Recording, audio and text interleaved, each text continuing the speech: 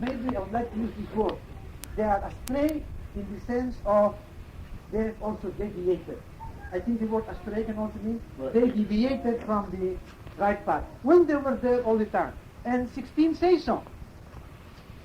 They have chosen the straying instead of guidance. The choice is there. But some people could be disbelievers from the beginning. Right. So they were never on the path. They never come to the right path. So as Carl and I were talking the other night, they had no path at the beginning, they had no direction. But the righteous have a direction. The strayers, once upon a time, were given that sense of direction, but they chose to deviate and so on. That's all I want to say. I've taken so much of your time. I guess something I more. want to summarize, what Din Mahmoud said, and then add a verse from the Quran to confirm what Din Mahmoud is saying, that there are the believers, righteous, and then the disbelievers and the hypocrites. But he said that the hypocrites are also disbelievers, which they are. The hypocrites are disbelievers who say that they are believers. And I think we will crown this idea by looking at page 65 at the bottom. Page 65 at the bottom. At verse 140. God has revealed to you in the scripture that if you hear the revelations of God being rejected and ridiculed, you shall not sit with them unless they change the subject. Otherwise, you will be as guilty as they are. And then the last part is, God will gather the hypocrites together with the disbelievers in hell. So both the disbelievers and the hypocrites are together. Carl has Another remark. On verse 16, I was going to show a really strong parallelism. Okay, it says, they have chosen the straying instead of guidance, and thus their trade never prospers, nor are they ever guided. And if we go to Surah 22, verse 11-12, that's on page 226. Surah 22.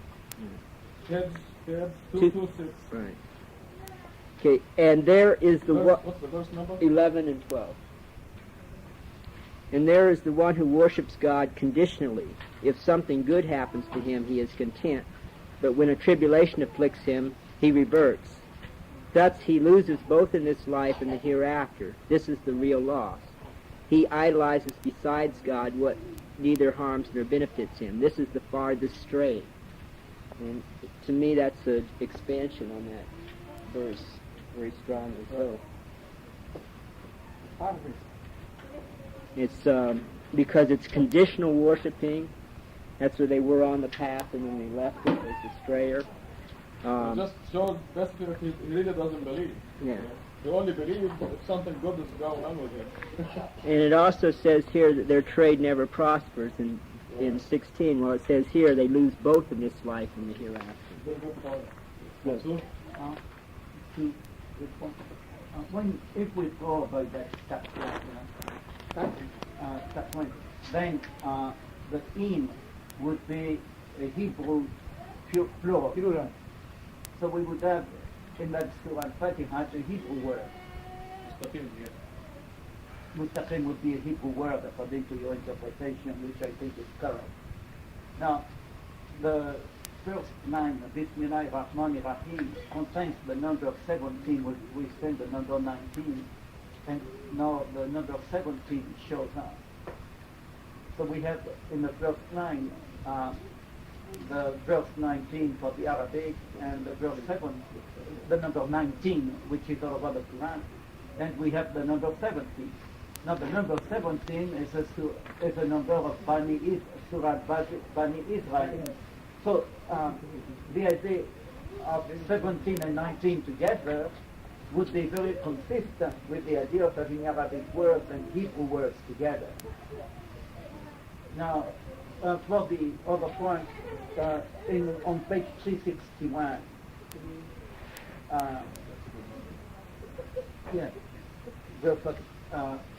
the Iranians invented it, the Baha'is, but 19 months. 361? Yeah, 19 months of 19 days. That's the Baha'i calendar. So it shows people who say that amana, that they believe, but they're not. But faith has not entered their heart. So I think that in order the chapter 3 on hypocrites, in Surah 2, is a longer description of people. So apparently the Quran has more concern with the hypocrites than with everybody else. So that shows the degree of being a hypocrite is very important. It's a critical position, and the spirit of the Quran is to give the remedies to the religion. This is also very easy to perceive, because you can imagine a person coming to you and saying, I am a disbeliever, I don't believe in this. And a person coming to you and saying, I'm a believer, I agree with you, I believe 100%, when that person really is not a believer. So you can see the deceit and the danger of the hypocrite. I look at it in terms of a circle mechanism, so you get an error, so we get a lengthy analysis of the error in order to have all the possible error recovery devices. An engineer who designs a servo mechanism first must have a sensor to find out the error, and then a correction device. So I think the Quran is a servo mechanism for the believer. Okay, let's go on to verse 20, that also deals with the hypocrite. The light of faith. Verse 20 says, the lightning is so bright, it almost blinds them. Whenever it lights for them, they move forward. And when it turns dark, they stand still. If God willed, He could have taken away their hearing and their eyesight. God is omnipotent. And we have a footnote here that says, He does not imply gender in the Arabic language. God Almighty is neither male nor female. Is this why Arabic was chosen for the final scripture? Okay, this has to do with the word He. But the allegory of the lightning is that the hypocrites actually sit with the believers and they claim to be believers, so they are getting the light of the Quran. And whenever they follow that light, they move forward. But when they ignore it, they are in total darkness, they cannot move, they stand still. Then we go to verse 21. O people, you shall worship your Lord who created you and those before you, that you may attain salvation. He is the one who made the earth habitable for you. He is the one who constructed the sky. He sends down water from the sky to produce fruit for your sustenance. Therefore you shall not set up idols besides God, despite this knowledge. If you have any doubts concerning this revelation to our servant, then produce one surah like this and ask your idols, whom you set up beside God, to do the same if you are truthful. And the challenge here to produce a surah is not simply a literary challenge. Because there were people who wrote pieces of literature that are excellent. Shakespeare, and even in Arabic, or even some Arabic literature giants who claim that they can write better than the Quran. Literature-wise. And I agree with them. They actually did magnificent writings. But the challenge here has to do with the mathematical structure of Quran, not just the literature. And that will really nullify their claims. I mean, what can you say to a person who says, I can write better than Quran? Well, that's his opinion, and he will find a lot of people who will agree with him. But the mathematical structure cannot be duplicated. Yeah. Joseph had 11 brothers, and he saw in his dream 11 stars. So it is a significant number. And then we come to some very important teachings in Quran, starting at verse 24, and where heaven and hell are allegorically described. Now, they are allegorically described because we can not. Somebody preaching over there?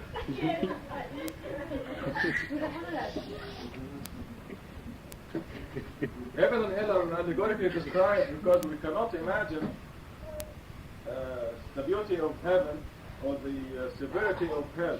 There is absolutely no way you can imagine heaven or hell. That's why in Surah 32 we're told that you have no idea how much joy and happiness are waiting for you in heaven. Nobody of the believers have any idea how much joy and happiness are in heaven. It's indescribable. So God describes them in terms that we can understand here. And that's gardens, fruits, food, the things that we enjoy in this life.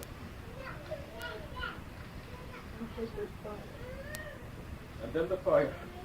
So 24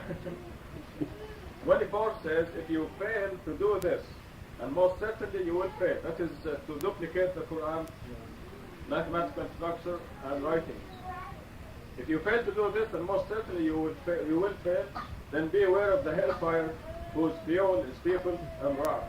It awaits the disbelievers. And give good news to those who believe and work righteousness, that they have deserved gardens with flowing streams. This is the first description of heaven and hell. When given a fruit therein, they would say, this is what was given to us before. They will be given the same kind. They will have pure spouses therein, and abide therein forever. Thus, God does not shy away from any kind of allegory, from down to a mosquito and higher. So you can, this will give you an idea that the description of heaven in Quran compared to the real heaven is like the mosquito compared to you.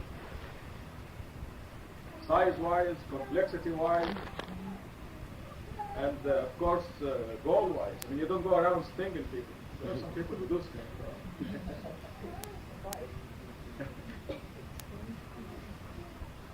Those who believe know that it is the truth from the Lord. Why the disbelievers would say, what did God mean by such an allegory? He misleads many thereby, and guides many thereby. But he never misleads except the wicked. And this verse started a whole bunch of discussions that went on for centuries, literally. Does God mislead? This question was discussed over many centuries, and the answer is yes. But you see the end of the verse here says, but he never misleads except the wicked. So the person is already wicked. The person already made the decision that he doesn't want to have anything to do with God. So God says, okay, I'm going to help you. You don't have anything to do with me. I'm going to mislead you. And God misleads that person. All the circumstances will work out against the guidance of a person who doesn't want to have anything to do with God. So the decision has to be made first. Either you make a decision you want to believe in God, or the person makes a decision that he or she doesn't want to have anything to do with God. Then based on this, God actually guides or misleads. If you decide that you want to believe in God, then all the circumstances around you will work out to guide you. Everything will direct you in that direction. God takes over after that. All you need is make a decision. That's why sometimes people would want a solution to their health problems, or financial problems, or any kind of problem, and there's always one solution. Only one solution. That's go to God. Be with God. That's one solution. That will solve all the problems. Any kind of problem you can think of.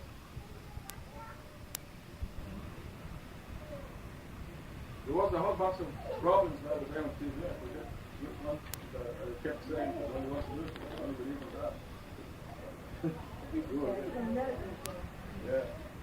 The liver transplant, wasn't it liver transplant? Any kind of problem, whether it is health or finance or marital or social, all you need is make one decision. That will solve all the problems. But you have to have that confidence. You cannot do it with hesitation. Where will the money come from? If I believe in God and just put all my trust in Him, where will the money come from? Well, God says it will come once you never expect. I mean, if you expect it, the verse will not be correct. But it will come. Your problems will be over. All of them. Yes. On the misleading, Dan, there are decisions which don't amount to much, the people who are not mature, who are not of age, if they make the wrong decision, they will not be penalized. I mean, they will be Children? Children? Yes, and they can But apply. they're not supposed to make the decision here. No, but they will make. They will later when they grow up. So there are people who are not capable of decision, so they think they make a decision, and they can God be. knows that. I mean, there's a person who are mentally retarded or something, and they're incapable of making decisions. That person goes straight to heaven. He's lucky. That's a lucky person. So Reagan will go to heaven. Pardon? Who? Reagan? Reagan. Reagan. Well, if he believes in God, yes.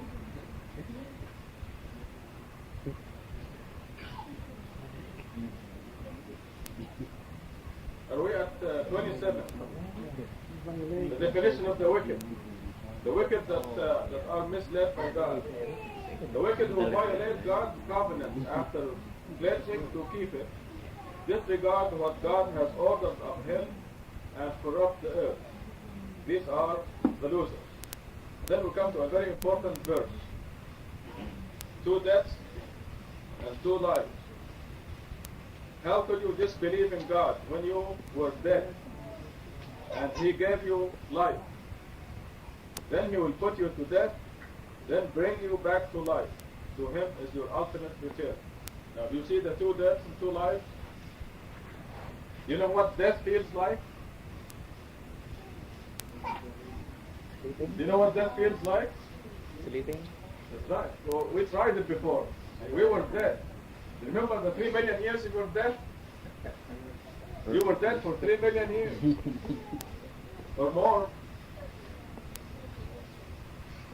And that's exactly how death would feel like. So if there were 3 million years to the day of resurrection, that's how long it will feel to you. I mean, exactly the way it felt to you when you first dead. So you can think of all the human beings as that's the total human population, past, present, and future. They exist in one of 3 stages. You have death before birth, then life, Mars. Can you sit back over there? Mars. Can you sit over there? You can't lay down over there. Or, and then the other stage is being alive from birth to death, and then the second death. And when the last person or the last group of people die, then comes resurrection. But you can see the 2 deaths and 2 lives. We were dead, now we're alive, we're going to die, and then we get up again for the eternal life. Real life. And this is repeated in Quran. But death, of course, is a big mystery to most people, but not to Muslims. Muslims know exactly what death feels like. Most people, people who don't read the Quran, they don't realize that before birth they were dead. Are you asking a question? Means, okay, will you come and vacuum this mosque? I will give you a $5 recompense. That's an offer, huh? Huh? That's an offer. Yes, sir. Can I just want to make a very simple reflection on the divine craftsmanship. And what I will say is known to most of you. And anyhow, a little reminder is not so bad. It's very interesting. See, 27 stops on a kind of subject, and 28 is a new one, although related, not related. On the fifth verse of Surah 2, Allah says that the righteous, those who follow the guidance, they are the winners. Now in Arabic, muflihun, right? Now don't forget this wali. This is for you, huh? Muflihun, the verb is F, 3 letters, F, L, A. F, L, A. And mufli means one, muflihun many. Now, at the end of 27, the hypocrites and the disbelievers These are the losers. See, there's a kind of craftsmanship, right? Now, what I was going to mention is that, therefore, my dear brothers and sisters, when Wali makes the azan, or Ustaz makes the azan, there's a phrase which they say which is very beautiful. They say, Hayya al-falah, Hayya al-falah. See, falah, if you say F-L-A, come and join the winning team. When Wali says, Hayya al-falah, come to the winning team. And Quran says, they are those who observe salat prayers. These are the winners. So the Muazzin is telling us, come to pray. Hayya al-falah means come to the winning team, to success. And this is the same word used by the Quran. The righteous are the winners. The Azan is telling us, forget everything now and join the winning team. It's a very simple observation, but I think it means a lot. Even our Azan, the call to prayer, is really come to join the winning team. And that's all I want to say. I want the Azan to be more meaningful to us in relation to the Quran. Well, at this time I'm going to make an announcement, and that is we're celebrating the birthdays of three people. We're celebrating today is Mariam's birthday. Today? Yes, and tomorrow is Inga's birthday, and Larry's birthday was when? Huh?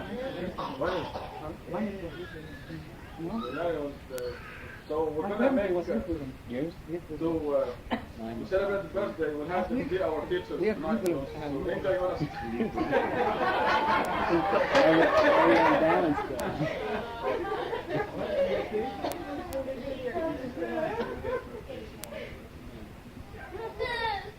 What's left? Okay, Inga, 29. Start at 29. I hope I'm not taking too much time. Yes, I promise that's my last remark. Start beginning. Yeah. Don't let him bug you. Yeah, like everybody. He intimidates me. He likes to tease. He intimidates me. Like at 27, those who violate God's covenant after pledging to keep it. I think this can mean two things. Historically, it might refer to those hypocrites who made a pledge with Allah regarding the coming of the Prophet to Medina and so on. But that's historical. For the more general aspect, it might have a reference to that verse, Alastu Rabbikum, I can't find it. Just coming up. Oh, that's Surah 7. Yeah, Surah 7, 100. 143. 42. Surah 7, 142 or 143. 143.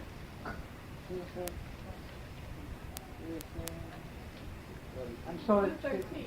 100? 113. Yeah, 100.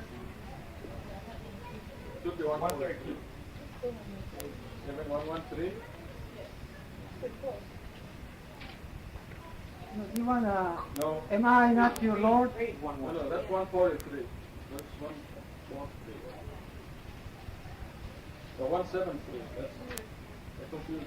No, excuse me. 114. The one who says, am I not your Lord? 172. There's a verse? Yeah, 172. One. Yes. Surah 7, 172. I think. Confused the one where Moses, the mountain crumbled. I think that verse 27 of Surah 2 might be related to verse 172 of Surah 7, page 116. That's the covenant. Yeah, this is the original covenant when Allah asks the descendants of Adam, am I not your Lord? And mankind says, yes. That is a covenant. They admit that Allah is the Lord. And therefore this means a system of relations. And certainly obligations on the part of mankind towards Allah, but Allah promises revelation. And yeah, back to Surah Baqarah, these are people who have entered into God's covenant. All of us have entered a covenant with Allah. It's part of our nature, part of our mental, biological, physical, spiritual makeup to accept Allah as a Lord, or an instinct. It's a religious instinct and inclination on the part of man. This is a covenant, and those who break the covenant go against their very nature. They are not very, but they go against their instincts, against their nature. People who don't believe in God are going against their instinct.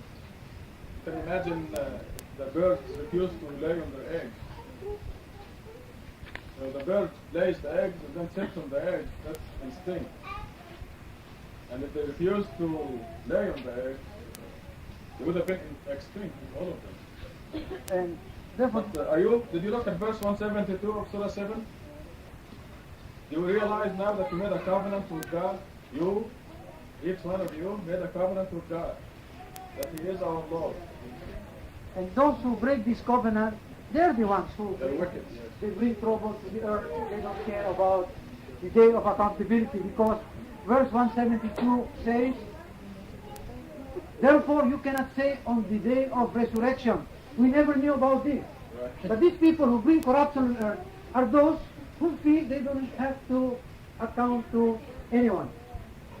They bring these things. They are no different from the birds who refuse to lay eggs. They are the same thing with this law. But that's all. So before you go to Inga, can I ask the mothers to make sure the kids are quiet?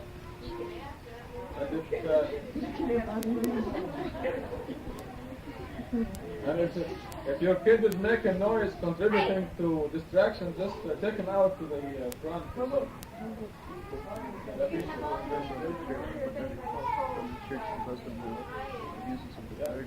Rahima, can you tell that off, please? But then they never go back to the they don't know any better. Okay, as soon as we're quiet, we'll go to our teacher Inga, celebrating her birthday.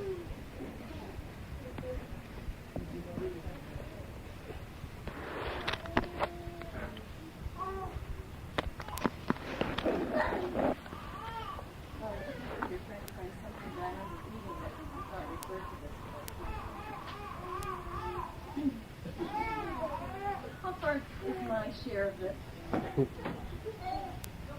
29 to 39. Tell them. You want me to read all of it? And give us your reflections. We'll see how much ESP you have. That's what it says. Creation of the heavens and the earth. He is the one who created from you everything on earth, then turned to the sky and designed 7 heavens therein. He is fully aware of all things. Then your Lord said to the angels, I am placing a representative on earth. They said, shall you place therein one who is corrupt therein and shed blood, while we praise your glory and hold you sacred? He said, I know what you do not know. And he taught Adam all the names, then presented them to the angels, saying, tell me the names of these, if you are right. They said, glory be to you. We have no knowledge except that which you taught us. You are the omniscient wise. He said, O Adam, tell them their names. When he told them their names, he said, did I not tell you that I know the secrets of the heavens and the earth, and I know everything you declare and everything you conceal? Then he said to the angels, fall prostrate before Adam. They fell prostrate except Iblis. He refused, turned arrogant, and thus he became a rebel. Then he said, O Adam, live with your wife in paradise. Eat generously therefrom as you please. But do not approach this one tree, lest you become sinners. But the devil duped them out of it, causing their eviction therefrom. He said, go down as enemies to each other, and on earth will be your habitation and sustenance for a while. Then Adam received from his Lord words, whereby he redeemed him. He is the Redeemer, the merciful. We said, go down therefrom, all of you, and when guidance comes to you from me, those who follow my guidance have nothing to fear, nor will they grieve. And for those who disbelieve and reject our revelations, they have deserved hell. They abide therein forever.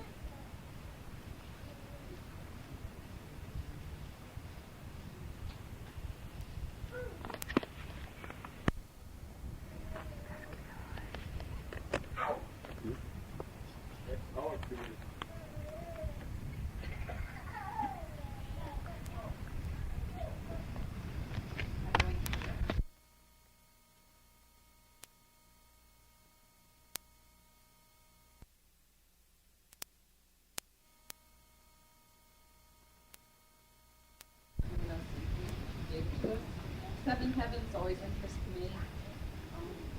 One of the Read the footnote. Our immediate universe includes 100 billion galaxies and a billion trillion stars at distances of millions of light years. All this incredible vastness is only part of the lowest and smallest heaven. 6 more larger heavens surround our innermost small heaven, and all 7 heavens are within God's right hand.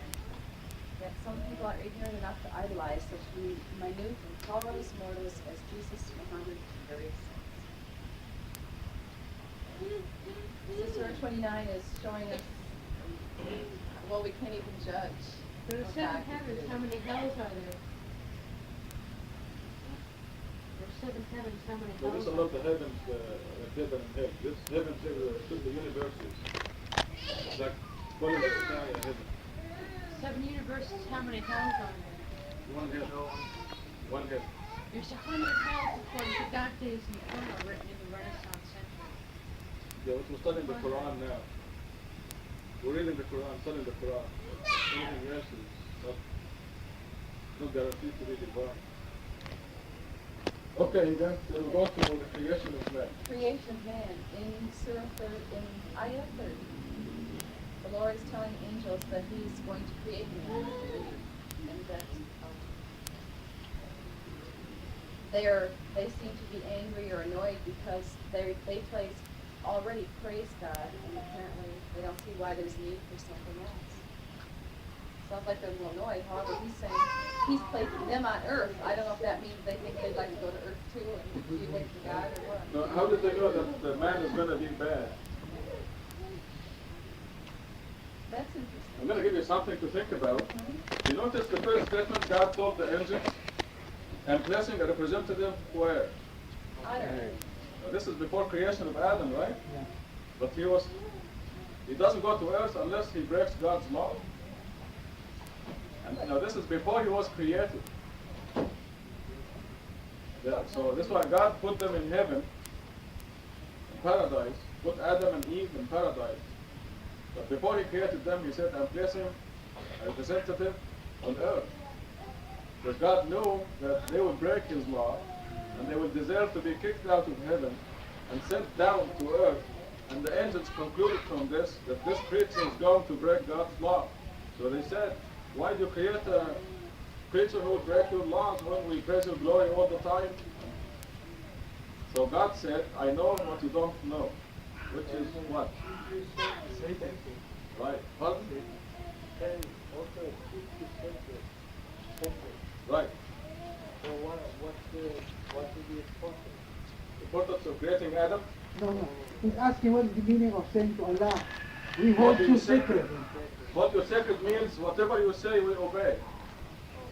So, this is, in other words, the angel said, we are doing everything that you expect us to do. We carry out your orders. I'm sorry, Inga, but I seem to... Yeah, but I'm confused because going back to Jesus about the fact when if we were dead before we were alive, okay, then it says just before this that He created the heavens and the earth, and then your Lord said to the angels, I'm placing a representative on earth. I guess I would have assumed that the souls had already been created, and so Right. Right, you're right. I mean, they were already asleep. That's right. But, Okay, now, if you take the whole Quran in totality, what Inga is asking is, God is telling the angel, who's making the noise there? Just keep them apart or something to make them quiet. Get butter out next to a roll. Inga raised a question. Inga was raising a So question. Inga's saying, where are the souls of the human beings at that time? We're told in Surah 18, that God did not let the angels witness our creation, the creation of our soul. God created the souls of you and me and everybody, but the angels did not witness that. But at the appropriate moment, God told the angels, I'm going to place a creature on earth. And they said, they concluded from this that this creature will break God's law and will deserve to be kicked out of heaven and sent down to earth. So they said, why create a creature who will break your law. And God said, I know what you don't know. What God knew, this is an expression here. You remember? In English, let's see which verse is that? 30? Yeah, the end of verse 30. His answer to the angels was, I know what you do not know. And what God knew was that one of the big angels, who's grunting?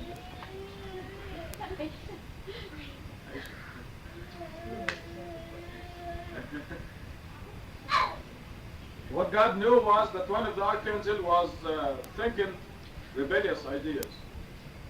And God wanted to expose that one angel. Now the angels don't know that. The angels don't know that Satan is rebelling. But God knew what the angels did not know. And one purpose, the first purpose of creating Adam was to expose Satan. As you see later on, you want to go on, Inga? We'll see. Let me just say something. But Inga raised a question, which has been mentioned by many other people. What's the question? It's this. Isn't this a bid on the part of the angel to become the representative? Did you not suggest it? To become what? No, you mentioned it in passing. And then I want to know why they would do that. You know, they think they would want to be separated from God. Many people- He's trying to please. Many persons have interpreted this verse to mean that the angels are saying to Allah, why put people who will shed blood? Right. As if they were making a bid. The angels wanted to be the representative. Some people have raised this question, and I heard, and it was very curious that Inga suggested that, no? Well, I wondered if they were offering it. Yeah, that's what. Or and if there was a jealousy or something. But rather about No, just. it's a simple question. Yeah. Just a simple question. Why create a creature who will break your laws when we don't do that? Yeah. It's a simple question. God said, I know what you don't know. But isn't this a bid on the part of the angels that they're asking? Some people have said They're already much higher. That's a very interesting question. They will not want to be lower. See, when he said representative on earth, that's a terrible demotion. And that is exactly what tipped off the angels as to the nature of the human being. Shedding blood, corrupting the earth, just, not praising God as he should be praised. And the evidence is all around us. And to tell Adam all the names, then presenting them to the angels, saying, tell me the names of these if you are right. I've heard this talk about this thing a couple of times before, and I'm Right. comfortable with it. I don't. Well, let Who me is put the it this way. them? She's presented to the angels. He taught Adam all the names, then presented them to the angels. Right. Did you watch the funeral of Princess Grace? Well, we did. It was here on the TV, right? So there's an event going on the other side of the globe that we were watching live here. Everything that's happening over there, we're watching it here. And how do you think the angels feel about this invention of the TV? Now this is the kind of thing that God taught us. Where a person is sitting in Washington, D.C. and we're sitting in Tucson watching that. That's quite an invention. Now, this is the kind of knowledge that amazed the angels. This is what's meant by the names. In other words, God gave the human being knowledge. How do you think the angels feel about a 747 flying a huge city floating in the air? Did you ride a 747? Did you ride a 747 plane? When you ride it, you look inside and you just wonder, how is this steel, this thing built of steel and aluminum, etc., and carpets, engine, and so forth, is up, floating in the air. And when you sit you go to the tail end of the plane and look, inside, it's like a floating city in the air. The human being did that. And the angels watching in amazement. So this is the knowledge that God gave to the human being. Inventing the TV, the video recorder, the airplane. That's what meant by the name. So that really explains 31 and 32. Right. 33. Thank you. Question over there? Yeah. What did he make the soul out of? Yes, that's a question in Surah. That's a question in Surah 17. Teacher, what did he make?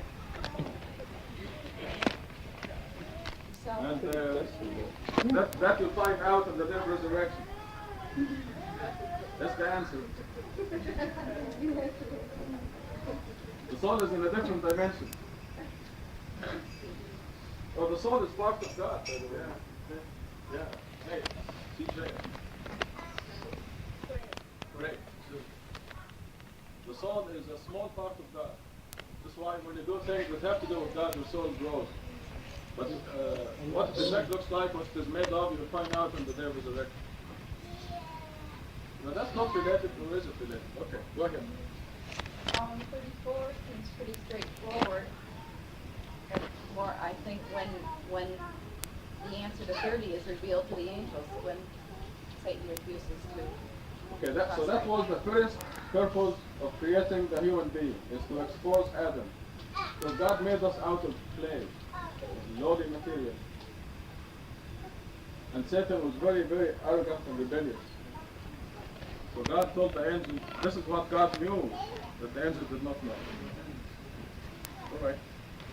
Then 35, Samira has a question. When Satan was cast out, from heaven, were there any other angels cast with him, or was he just cast by himself with his other self? Were other angels agreeing with him at the time? I believe that he got. What does the Bible say? Do you know? I think the Bible mentions other angels who went to them. Pardon?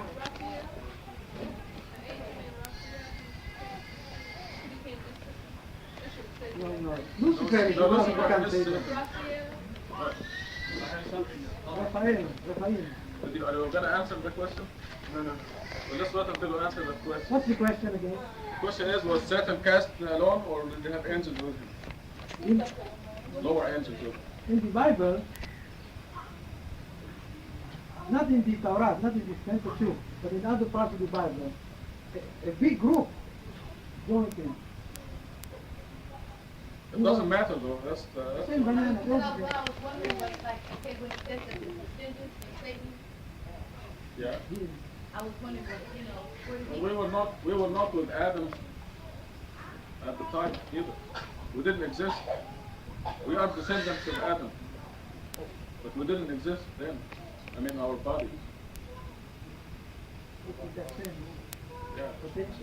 No, descendants means they came from him. That's what descendants mean. But I can't think of any place in Quran where it mentions any other angels. No, he's just was cast out by himself. Yeah.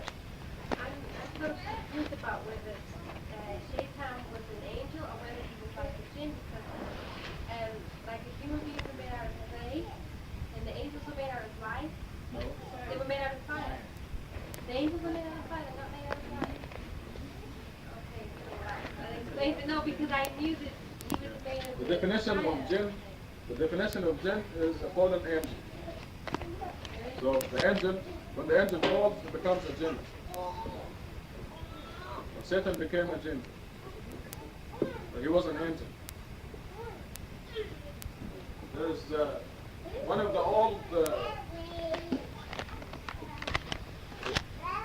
the old sheikhs decided that Satan was not an angel. I think it's lack of knowledge of the Arabic language, because this happens only in Persia and Pakistan, where they refuse to believe that Satan was an angel. But if you look, do you have a copy of the Quran there? Yeah. Okay, if you look at verse 34, it says, Then we said to the angels, fall prostrate before Adam. So if Satan were not an angel, he was not required to prostrate. He never broke God's law. Because God told the angels to fall prostrate. Right? There's absolutely no question that Satan was an angel. Yeah, I've heard only that he's called the fallen angel and everything. Right? What I was confused about is that I heard that the angels were made out of light. It's a hadith. Quran doesn't say they are made of light. But it says that the jinn are made of fire. Right? It doesn't say it says the jinns are made of fire. So since the jinn was an angel initially, then I suppose the angels are made of fire. They have the same material.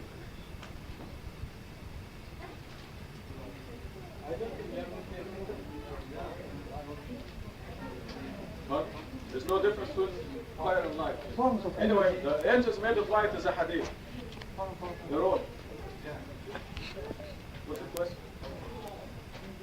Now, there is a section that says, What verse? Surah 17, verse 61, starting from there. I'm going to read it.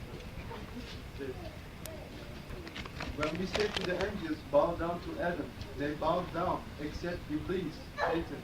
He said, shall I bow down to the one who created from clay? So, what I understand from this is that Adam was only created in our form, in this body form there. Right. So they could see the clay form, I mean this body. Yeah. But later on it says that when he ate from the tree, his body became visible. Right. To him. Himself. To himself. Right. It's for him. Do you see your soul? No. The soul is Erol. Right. This is not Erol. But you are now in the dimension where your body is visible to you. You're not in the dimension of Erol, the soul. That's why you don't see it.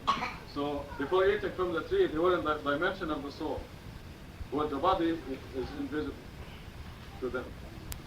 And as soon as they broke God's law, they went down to the dimension where the